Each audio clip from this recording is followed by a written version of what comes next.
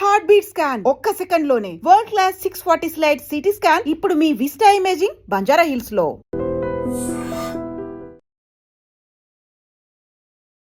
నమస్తే, welcome to I dream talking point with కవిత.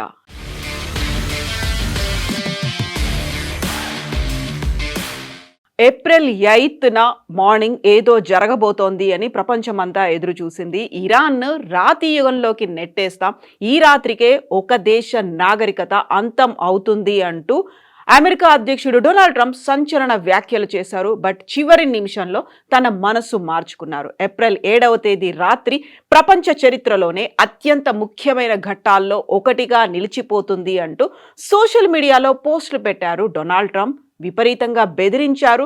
సంచలనంగా మారింది ఆ బెదిరింపు కూడా. దీంతో మంగళవారం రాత్రి ఇరాన్పై అమెరికా భీకరమైనటువంటి దాడులు చేయొచ్చని అందరూ భావించారు. అదే జరిగితే ప్రపంచ పరిస్థితి ఏంటని చాలా మంది ఆందోళన వ్యక్తం చేశారు. అయితే అమెరికా అధ్యక్షుడు అనూహ్యంగా మరొక కీలకమైనటువంటి ప్రకటన చేశారు. ఇరాన్పై దాడులను 2 వారాల పాటు నిలిపేస్తున్నట్లుగా ప్రకటించారు.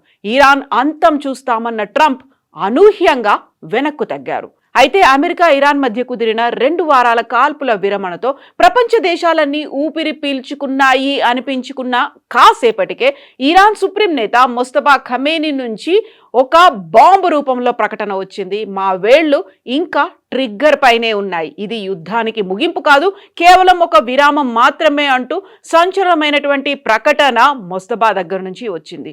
ఒకవైపు హర్ముజ్ జలసంధిని తెరిచేందుకు ఇరాన్ అంగీకరిస్తూ ఉంటే, మరోవైపు ట్రంప్ చర్చలకు ఎందుకు మొగ్గు చూపారు అనేది ఒక క్వశ్చన్ మార్క్ కనిపించినప్పటికీ సానుకూల పరిణామాలు వస్తున్నాయి అనుకున్న సమయంలో ముస్తఫా ఈ రకంగా ఎందుకు రియాక్ట్ అయ్యారు అనేటువంటి షాక్ కూడా అందరికీ కలుగుతోంది. ఇరాన్ పై దాడులను 2 వారాల పాటు నిలిపేస్తున్నట్లు ప్రకటించి ప్రపంచం మొత్తానికి బిగ్ రిలీఫ్ ఇచ్చారు డొనాల్డ్ ట్రంప్.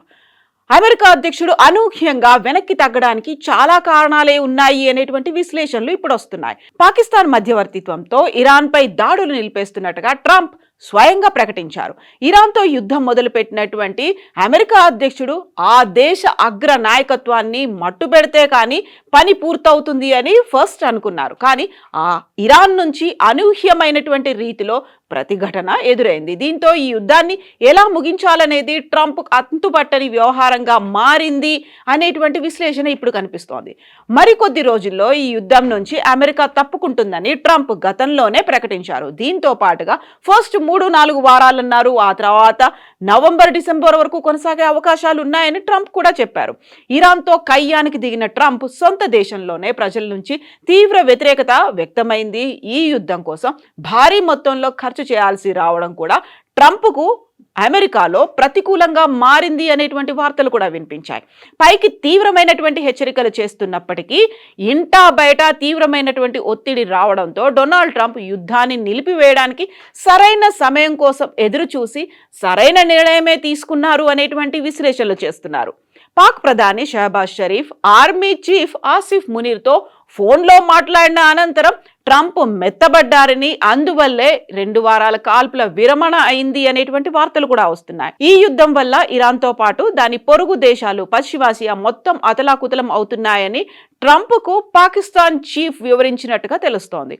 ఇరాన్ కూడా పంతం వీడి చర్చలకు రెడీగా ఉందనేటువంటి కబురును ట్రంప్ చెవిన వేశారు పాకిస్తాన్కి చెందినటువంటి ఈ ఇద్దరు.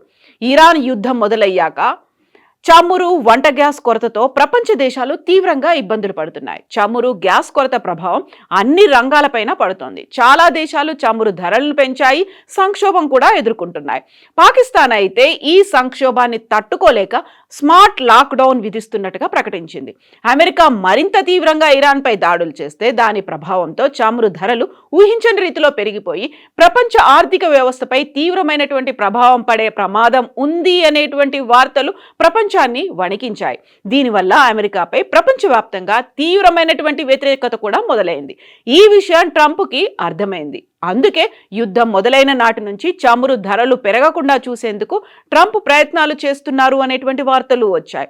ఇటీవల ఇరాన్లో చమురు కేంద్రాలపై ఇజ్రాయెల్ దాడులు చేయడాన్ని ట్రంప్ తప్పుపట్టారు అనేటువంటి అంశం కూడా తెర మీదకి వచ్చింది. ప్రపంచవ్యాప్తంగా తన పట్ల వ్యతిరేకత వచ్చే ప్రమాదం ఉండడాన్ని పసిగట్టినటువంటి ట్రంప్ ఇప్పుడు వెనక్కి తగ్గారు. అదే సమయంలో ఇరాన్పై ప్రపంచ దేశాల ఒత్తిడి కూడా పనిచేసింది అని అంతర్జాతీయ మీడియాలో ఇప్పుడు కనిపిస్తోంది.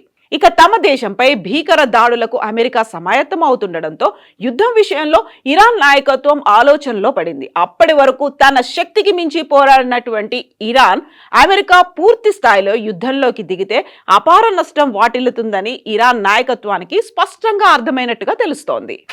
దీంతో ట్రంప్ విధించిన గడువు ముగియడానికి 2 గంటల ముందే ఇరాన్ 10 అంశాల ప్రతిపాదనను అమెరికా ముందు ఉంచింది. చమురు రవాణాకు అత్యంత కీలకమైన హార్మోజ్ జలసంధిని తెరిచి ఉంచడానికి టెహ్రాన్ అంగీకరించింది. అమెరికా డిమాండ్ చేసిన షరతులపై చర్చించడానికి ఇరాన్ సుముఖత వ్యక్తం చేయడంతో ఆ దేశానికి మరొక అవకాశం ఇవ్వాలని ట్రంప్ నిర్ణయించుకున్నట్టుగా సమాచారం.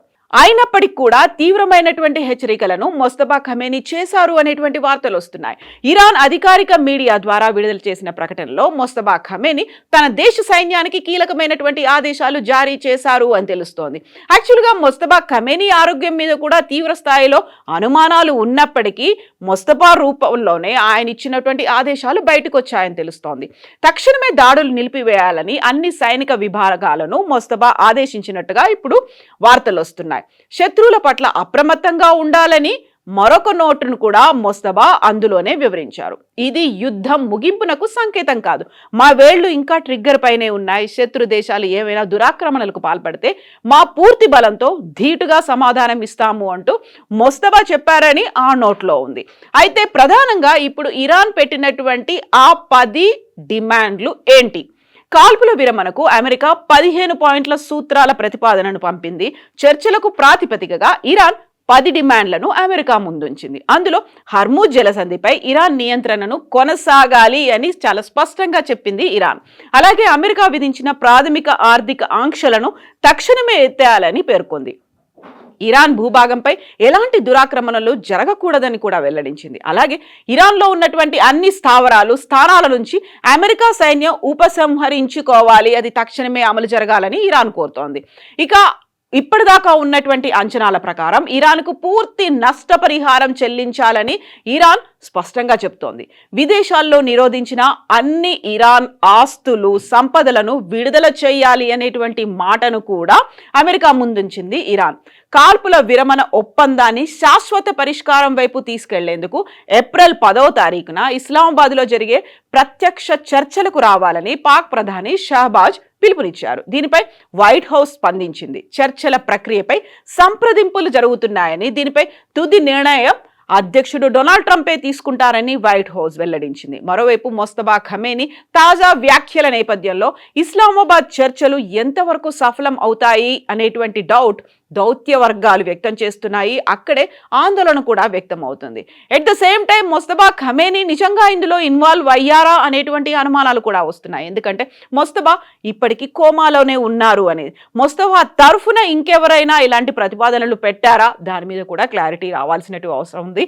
అయితే ఇప్పటికీ ఒక 2 వారాల కాల్పుల విరమణ ఒప్పందం నేపథ్యంలో ప్రపంచమంతా కొంచెం రిలీఫ్ ఫీల్ అయింది. బట్ హార్మూజ్ జలసంధికి సంబంధించి మిగతా వివరాల మీద ఇరాన్ పెట్టినటువంటి డిమాండ్లకు స్పందన ఎలా ఉంటుంది, ఇజ్రాయెల్ ఎలా స్పందించబోతోంది అనేది కూడా ఒక క్వశ్చన్ మార్క్గా మిగిలింది. మీరేమనుకుంటున్నారో కామెంట్స్ రూపంలో తెలియచేయండి.